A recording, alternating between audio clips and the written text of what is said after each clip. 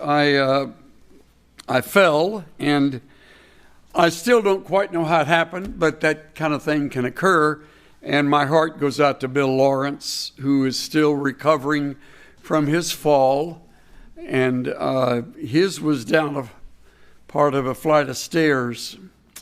Can't imagine. Mine was out front, in front of the whole neighborhood. Just went out to get the mail. Next thing I knew, I was flat on the pavement, and it's very unforgiving. Tough moment, and I'll tell you, I am grateful that I did not suffer a concussion, but landed directly on my nose, which I guess was a little bit of a cushion, the way the doctor put it, and I guess I have now a deviated septum. You know what that is? That cartilage inside here is a septum, and up there it's kind of boogered up. It's probably not a good choice of words for that, but messed up in there. Anyway, I can't tell it. I can breathe out of both nostrils, so I'm grateful for that. And it could have been so much worse. Never went unconscious. Bled like a stuck hog, and I've still got the blood down all around the mailbox, Somebody said that should have had a friend come and draw a chalk line around where I was like a homicide victim or something, I have real weird friends that think like that. Anyway, back to be with you, and I am grateful that I went through that and was able to come out on the other side with no loss of memory and no lingering difficulty, as best I can tell. I want to take you back 50 years today. In light of what today is, it occurred to me it would be appropriate to address this subject that is on everybody's mind, at least for a little bit of today, since today is what it is. And when I go back 50 years, that would be 1967. In the world of athletics, that was around the era that more and more of the black athletes were breaking into the professional game of football. And it so happened that one of the finest of all running backs that ever played the game was at that time playing for the Chicago Bears. His name was Gale Sayers. If you love football like I do, and if you follow the game, you know that he sort of took the athletic world by storm. In my opinion, still one of the greatest that ever played as a running back, and he played his years for Chicago. Playing alongside Gale Sayers was a man named Brian Piccolo. Brian and Gale Sayers roomed together back when that was also unheard of. And they became fast friends, the closest of friends. In fact, a movie was made of that relationship, and a song followed it named Brian's Song. Now, some of you are connecting with it a little better. Right at the height of his career, by the way, both of them carried the ball, but Gale Sayers was by far the better of the two and won an award that year that was to be given at the Professional Sports Writers Association. I think it was held in New York. And Brian and his wife and Gale and his wife were going to go together for Gale to receive the award, but Brian was cut down by cancer. and was at that time bedridden. And it broke Gail's heart that Brian could not be there. So when he stood to receive the award, he made this statement: "You flatter me by giving me this award, but I tell you here and now, I accept it for Brian Piccolo. He, not I, is the man of courage." It was called the George S. Hallis Award for the most courageous player of the year. He, not I, is the man of courage who should receive the George S. Hallis Award. I love Brian Piccolo, and I'd love to know that you love him too. Soon as the banquet and the event was over, they quickly made their way back to Brian's bedside, and he gave him the award and wanted him to keep it because to him, he was more deserving, having played with that disease as well as finally been cut down by it. The beautiful thing about their relationship is that both of them admitted they had never really known a man outside their race that well, to say nothing of loved him. Gail makes the statement in one of the sports stories that he had never really known a white man, aside from George Hallis, the coach of the Bears, until he met Brian Piccolo and they roomed together. And Brian Piccolo said he'd never really known a black man, hardly at all growing up, because their worlds were just separate.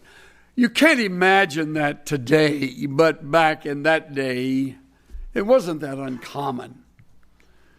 In fact, I'm just now finishing another book that is the story of the Dallas Cowboys, and it talks about one of the early on in their history. One of the difficulties was finding a hotel that would permit a black man to stay in the hotel, of all things. Anyway, back to my story.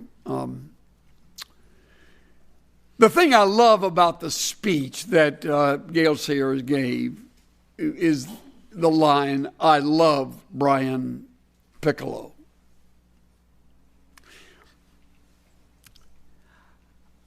I especially like that because I rarely hear a man say that regarding another man. It's difficult enough to get a man to say that regarding a woman using the first person singular pronoun. I love you.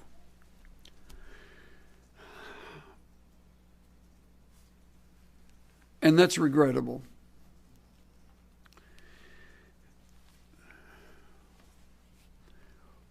When I first heard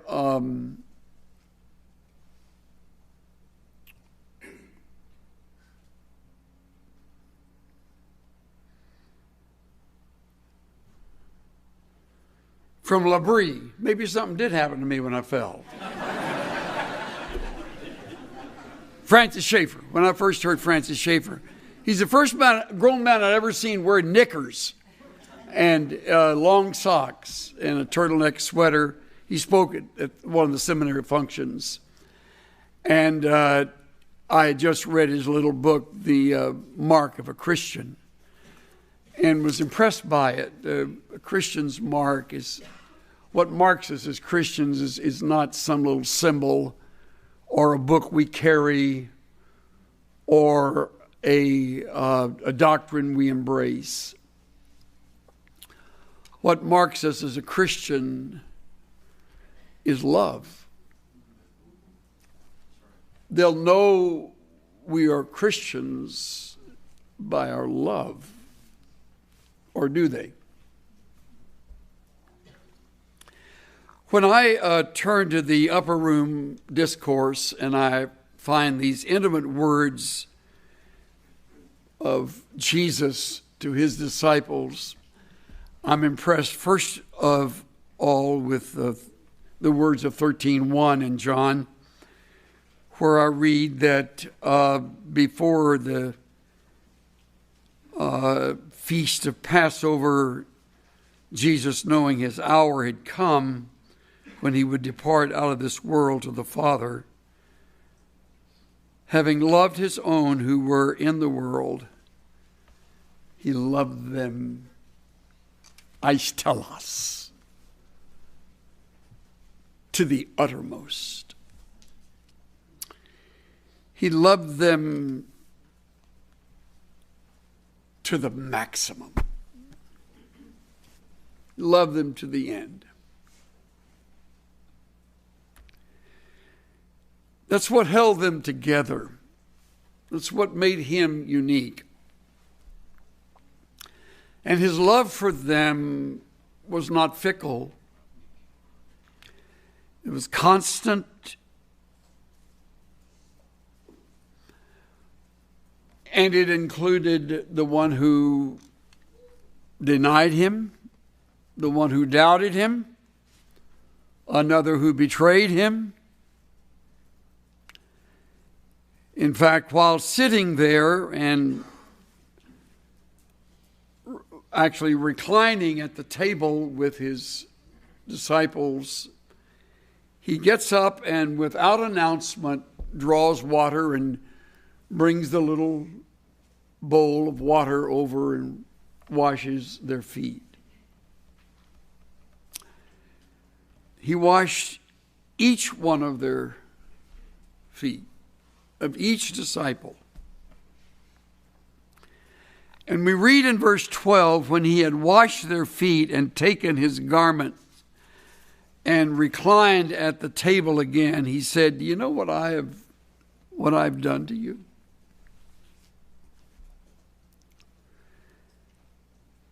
You call me teacher and Lord, and you are right, for so I am. If I then, the Lord and the teacher, wash your feet." Now, I know you know what comes next. But if you didn't know what he was going to say next, I think you would guess, you should wash my feet. Right? Just as I've washed your feet, you should wash my feet. But he doesn't say that. He says, you ought to wash one another's feet. Washing Jesus' feet would be a great honor. Being in his presence would be the answer to a long-time wish for all of us. But he doesn't say that you now are to wash my feet.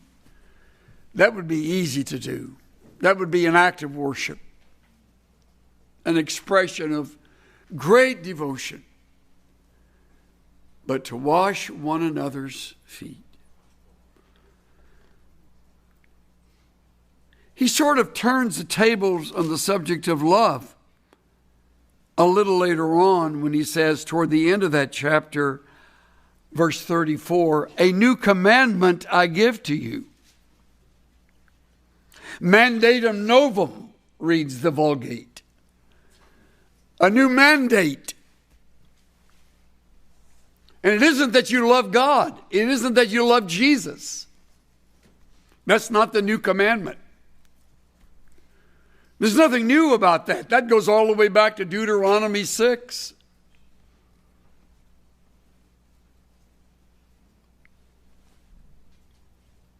The new, unique mandate is that we love each other. That we love each other. So when I read the words of Gail Sayers, I thought how seldom I publicly say in a gathering like he had before him in that prestigious group, I love so-and-so. And I should not be reluctant about that at all. Matter of fact, let me tell you a quick story. Sometime after I came as president of the seminary, and I was such a different kind of president, you know. And I knew it, everybody knew it, and they were too nice to say it. And so I realized that when I came, I was of a different stripe. I didn't come from the normal routine of all the letters and all the brains and all the world of academia, which was made the choice of my coming such a tough one for me to accept to begin with, and then even on the way through. So I thought, when I wrestled this through and finally came, I thought, well, I'm going to simply do what I do. And that is, I'm going to simply keep on being a shepherd. That's what I am. So I did that. And I did that with these faculty members. I remember one chapel service. A faculty member was being honored for having just finished a large volume on Leviticus. I mean, he knew more about Leviticus than Moses. This is a big book. Big book. Came with a wheelbarrow So the publisher came to give him the leather-bound volume, and some of the faculty members that are here now were here then, and they remember. And he was given the book, and not a soul did anything. What? I applauded. I stood up. Well, the students decided, well, maybe we should do that too. And so they stood up and they applauded. And while everybody was applauding, and this prof was standing there very humbly accepting this first volume, or this first copy, I walked up to him and put my arms around him, and I whispered to him, called his name, and I said, I want you to know, as these students are all applauding, and faculty members as well, how much I love you and how much I respect you. I almost thought I caught a tear when I walked away from him. That afternoon, I got a note from him. I should have saved that note. A little handwritten note. He says, it's the first time in my adult life another man has ever told me that he loves me.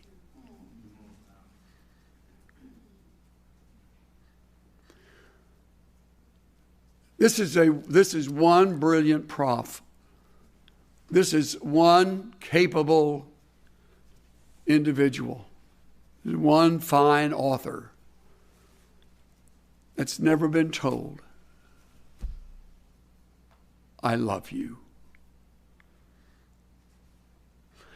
Now, this may be way below your interest level, and if it is, I'm sorry, because you're missing something really important.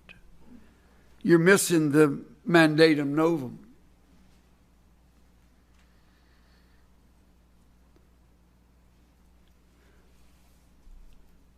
This is a whole new approach Jesus provided and left with his disciples.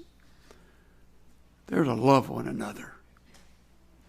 And that would hold them close to one another.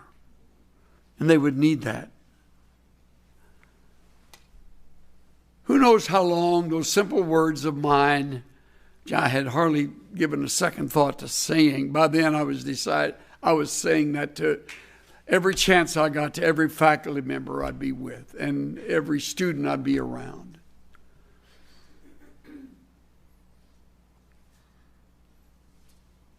And I've learned to do that.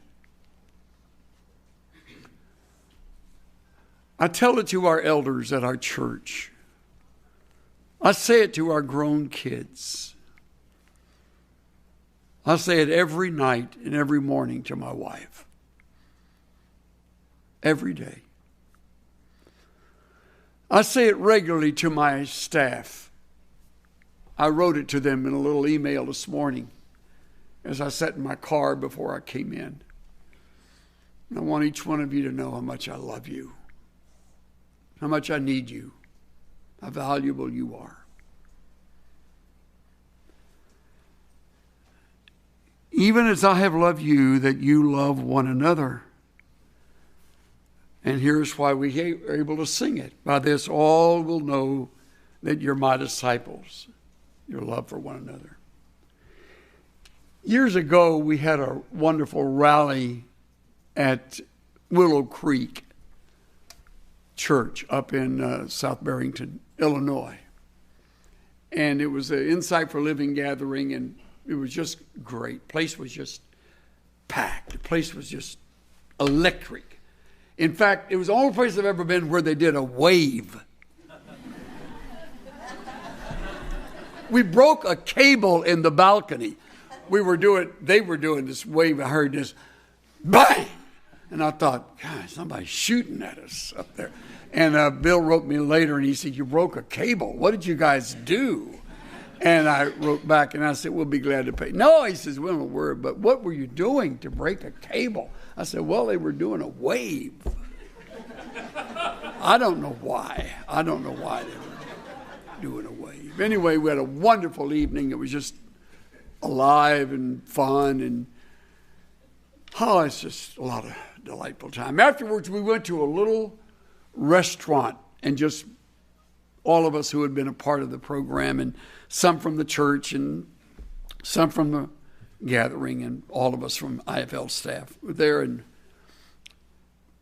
the waitress who had been so patient with us, and we were eating, yeah, I'll take another Coke, and yep, that's right. Could you bring some more fries and just serve anybody? She said, are y'all Creekers?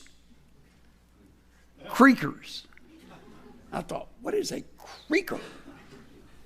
She said, that's what all of us who serve the table call those people that go to that funny church over there. Isn't that a Creek church? I said, well, it's named Willow Creek. Yeah, Creekers. Are y'all Creekers? Oh. No, well, we're kind of temporary Creekers, I told her. We're in and out Creekers. But I wonder how long it would have taken her to know that we were Christians.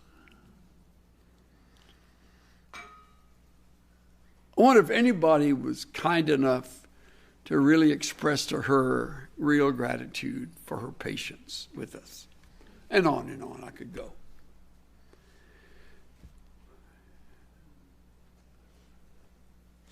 And I'll say that to you also. People in your class know you love them. Your prof know that you love him. Or does she know you love her?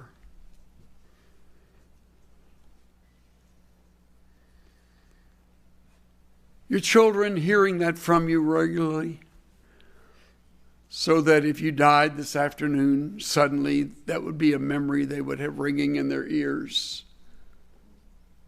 I remember last words.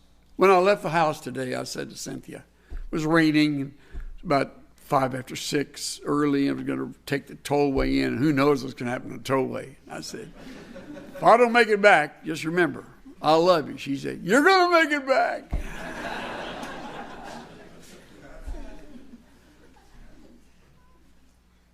I loved her.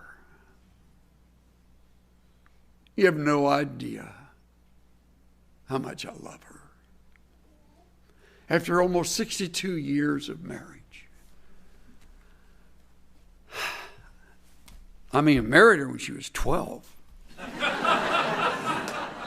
Young. She was really young. No, she was 18 and really getting up there, wasn't she? Anyway, by this you'll know that you're my disciples. Look at 1 Corinthians 13. You knew I'd wind up there, didn't you? Look at this. I'm going to put it in language that you can understand here at the seminary. I wrote this out. Paul writes, if I speak with the tongues of men and of angels, but do not have love, I become a noisy gong or a clanging cymbal. He goes further, another conditional clause. If I have the gift of prophecy, and I know all mysteries and all knowledge. Whoa, look at that. All mysteries and all knowledge. If I have all faith so as to remove mountains, but I do not have love, I'm nothing. If I give all my possessions to feed the poor, and if I surrender my body to be burned, if I don't have love, it profits me nothing. Nothing. Then he goes further into it. Here's my paraphrase for you. If I'm the best preacher in my graduating class, and ultimately win the Harry A. Ironside Award for expository preaching, but I lack a heart of love, my impressive sermon falls flat. And so will all my sermons until my love changes. If I'm intellectually exceptional, linguistically gifted, and theologically astute, so much so that I will graduate 3.8, top of my class, and have already been accepted at one of the more prestigious universities as a doctoral student, but I score low marks on love, I'm on my way to failure. Undeserving of anyone's admiration. If I plan to go to one of the more rigorous and challenging mission fields, strong in faith and unswerving in confidence, unintimidated by the hardships I will surely face, and I don't love those with whom I work, I'll soon be a dropout.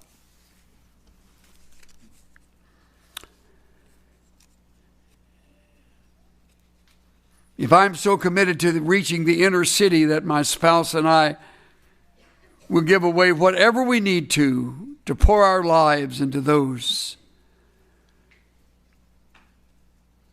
who live in that setting, but deep down inside, we don't love those we live among.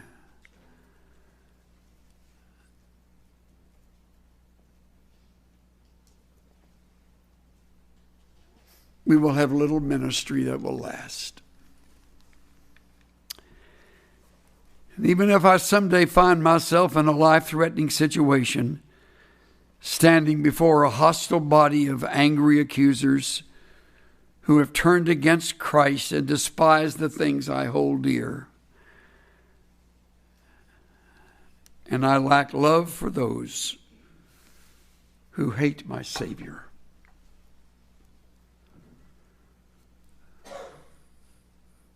no rewards await me. See, we're not talking about a nice option here. We're talking about an essential ingredient. And there's no course on it. There's no grade you're going to get from any teacher to let you know how you're doing in your love life. But you know.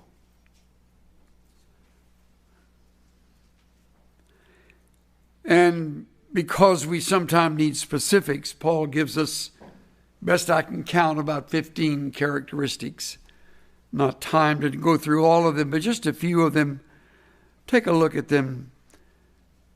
The very first thing he names is a tough one. Humanly speaking, love is patient. Love is patient. Makrothumos, long-tempered. no short fuse, no quick temper. Chrysostom used the word of one who is wronged and has it as an ability to avenge himself, but doesn't do so. Love is patient. Love is kind. It's kind. The term means helpful, friendly, being free of petty and critical spirit. It's used for wine that is aged and has become mellow. It's used of Christ's yoke, translated easy. Love is kind. Love is not jealous.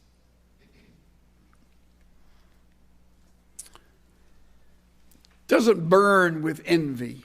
Boy, that's a battle in ministry, is envy. You'll just fight it all the way through school, and then you get into an area where somebody is a larger church than you do, or is a larger crowd than you draw, and or maybe outstrips you in an area, and if you're not careful, you'll envy that person.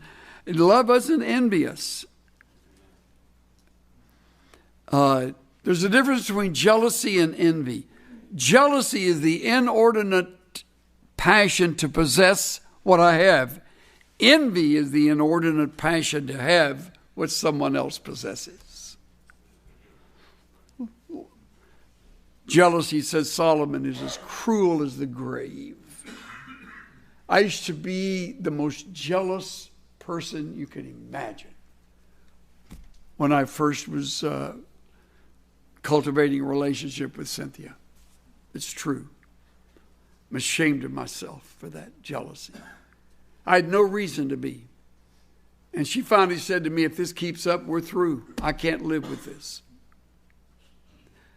I married a couple one time, and the guy was so jealous that every morning he checked the odometer on her car. And you know where I'm going with this. And when he came in the evening, he checked the odometer again. And he said, you drove 12.8 miles a day. Where'd you go? And she would say, well, I went to the store. He said, that's only 4.2 miles. So where'd you go the other?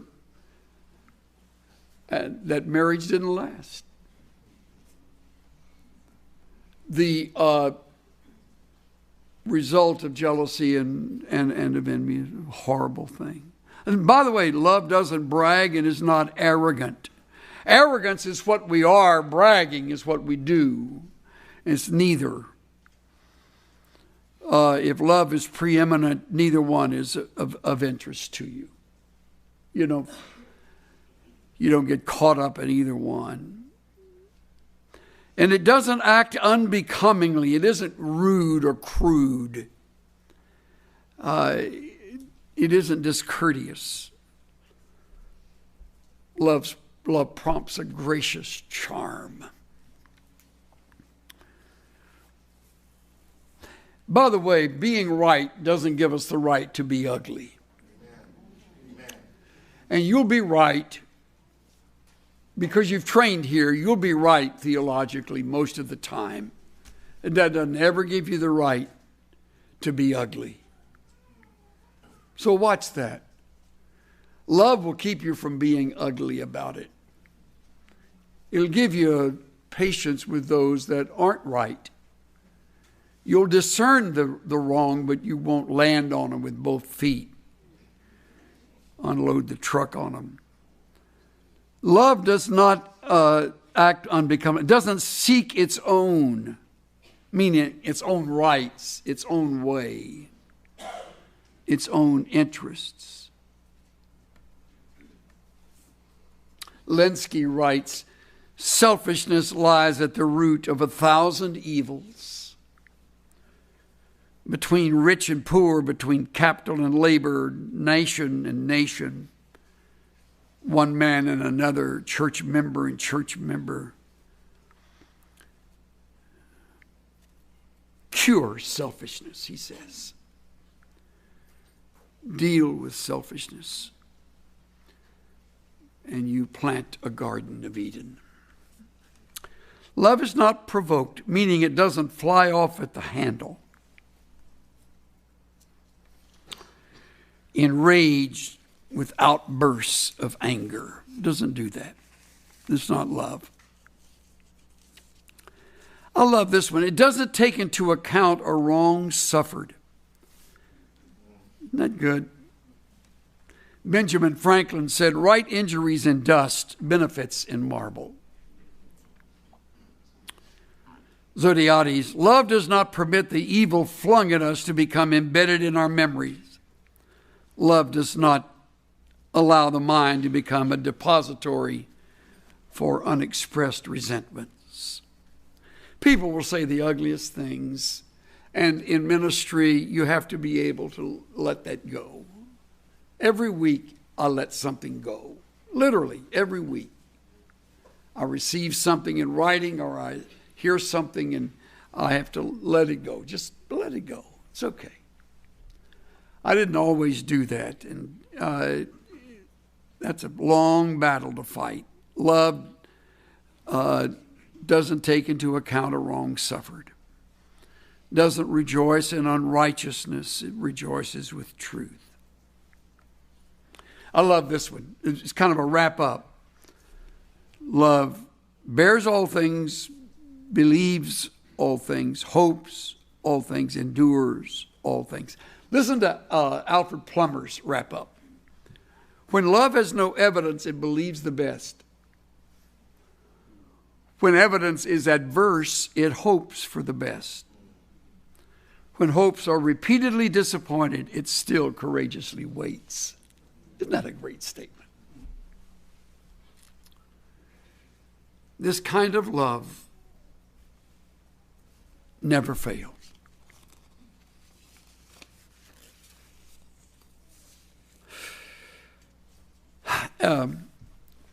You never know when you minister to people what's going on in their lives.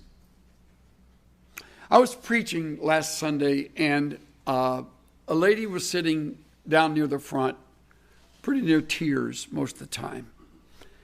And I wondered what it was that was going on. I had no idea. I don't believe I'd ever seen her before. And when it was over, she stood in the line to come walk by to say a few words. And she deliberately stepped back when others wanted to take some time because she wanted to be last, need a little more time.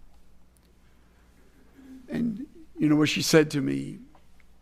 A little less than 2 weeks ago, my husband blew his head off in our home when I went to the store to get us something to eat. And I thought, my knees kind of buckled when I heard that. And she just sobbed. Just kind of fell over on me. And I said, have you been going through a time of depression? Yeah, but I had no idea. You have a family? Yeah, we have 3 children. 2 of them are home. That woman sat in this church service, and one of our men had buried her husband, and had gone through all of that grief, and I had not known about it. And she said to me, she said, I just want to thank you today that when you said some things that could have been real strong, that you said them kindly. And I kind of teared up, and she said, you'll never know what that meant to me. Said, I don't know where this is all going to lead, but my whole life has kind of come unglued. She needs a lot of love. And several of our staff are coming around her now and helping her back on her feet. You never know. As I look into your faces, I cannot tell your story. But I know this. You need a lot of love. This is a tough school. I understand that. Ministry's tough. If this were easy, you wouldn't be grateful for the degree you earn at the end of the course. But it's tough. Life's tough. Ministry's tough. And love is there like oil to just make those gears move smoothly.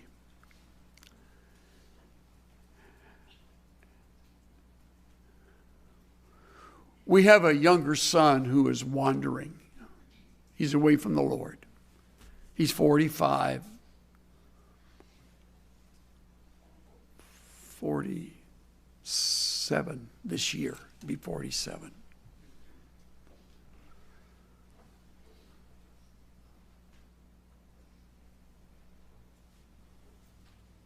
He and his wife chose to live a long ways away. And he's a marijuana farmer.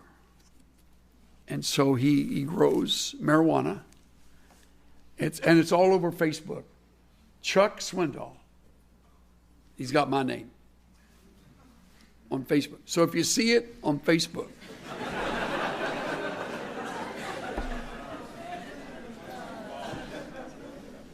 it's okay.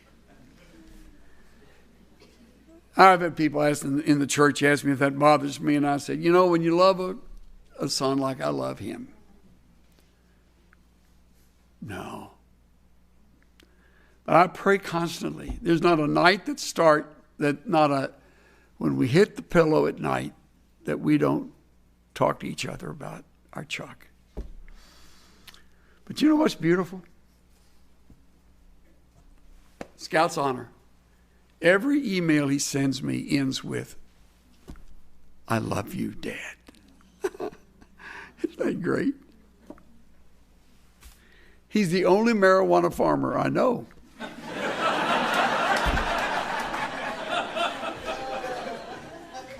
And you know what? He's helping people medicinally from what he writes me. And I know a couple of them who get the capsules right here in Texas that he sends them to. And I don't understand a lot of that. But I do know this. He is my son. And I will love him till the last breath I take. And I pray that he will return to the Lord and love him like he was raised to love him. It's taken us a long time to get out of the feeling that we caused this, or somehow we're the reason for it. And he, of course, is quick to say, you didn't cause anything. So he has a son that's getting out of the Marine Corps next month. We're going to all go to the graduation from boot camp. The very place where I was graduating 60 years ago. Going to return, and I'm going to see my grandson as he begins his years in the Corps. And I get to be with the man and his wife that we love. Because of love, we can't wait to be with them. Does that make sense? Yeah. And because of love, we believe that God will someday draw him back to himself. We pray that that will be true.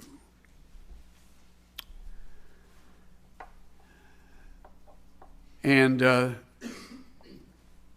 maybe that's why today is a special time for me to talk on this, because it reminds me of the value of this wonderful four-letter word. And before the day is over, make sure you use that word with someone else, will you?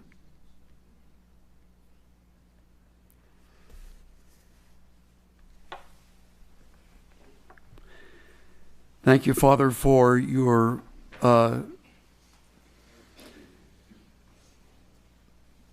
ice telos love for us to the maximum, to the ultimate, that you never turn your back, you never walk away, you don't reject us, you don't have us in a grading system. Your grace comes to our rescue over and over, and we thank you. Thank you for the things you have written,